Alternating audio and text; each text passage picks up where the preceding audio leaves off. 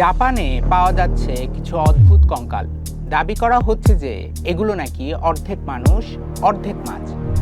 কঙ্কাল দেখলে বোঝা যায় এদের মাথা মানুষের মতো, হাত বুক ও কোমরও মানুষের মতোই, কিন্তু কোমরের নিচে নেই কোনো পা, আছে মাছের মতো লেজ। এগুলো কি তবে মারমেইড নাকি শুধুই ভাওতা? পুরোটা জানতে সাথেই থাকুন, সময় বেশি লাগবে না, গ্যারান্টি।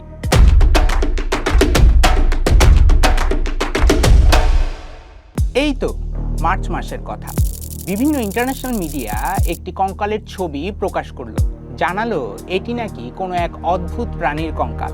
জাপানের ফুকুশিমায় এক বাড়ি থেকে এই কঙ্কাল উদ্ধার করা হয়েছে।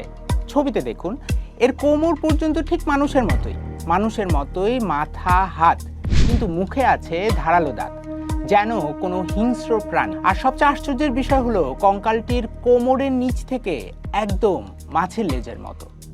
এ নিয়ে এরই মধ্যে বেশ তোলপাড় হয়েছে। কেউ কেউ বলছে এটি নাকি কাপ্পা। জাপানের আঞ্চলিক রূপকথার একটি চরিত্র হলো এই কাপ্পা।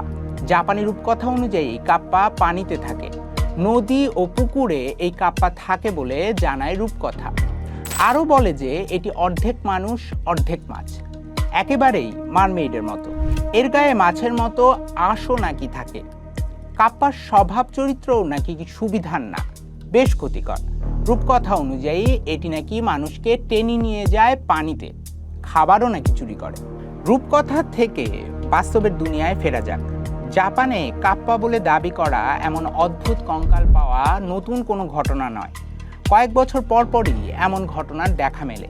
এই যেমন 2022 সালে এমনই এক মমি নিয়ে জাপানে বেশ আলোচনা হয়েছিল। সেখানকার আসাকুচি শহরে একটি মমি পাওয়া গিয়েছিল, যেটি ছিল মারমেইডের মতো দেখতে। সাথে আবার একটি নোটও পাওয়া গিয়েছিল। তাতে বলা হয়েছিল মারমেইডের মতো দেখতে এই প্রাণীকে পাওয়া গিয়েছিল 300 বছর আগে, শিকোকু আইল্যান্ডে। মমিটি ছিল লম্বায় 12 ইঞ্চি, ছিল চুল, দাঁত, নখ আর মাছের মতো লেজ।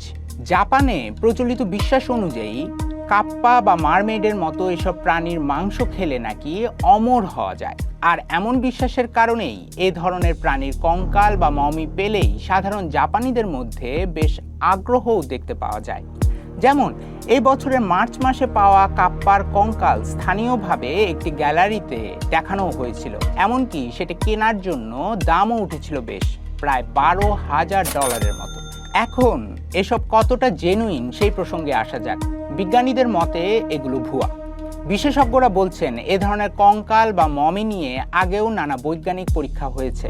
তাতে দেখা গেছে এগুলো বিভিন্ন প্রাণীর নানা ধরনের হাড় ও অন্যান্য বিভিন্ন উপাদান জোড়া দিয়ে তৈরি করা হয়, অর্থাৎ একেবারেই ভুয়া।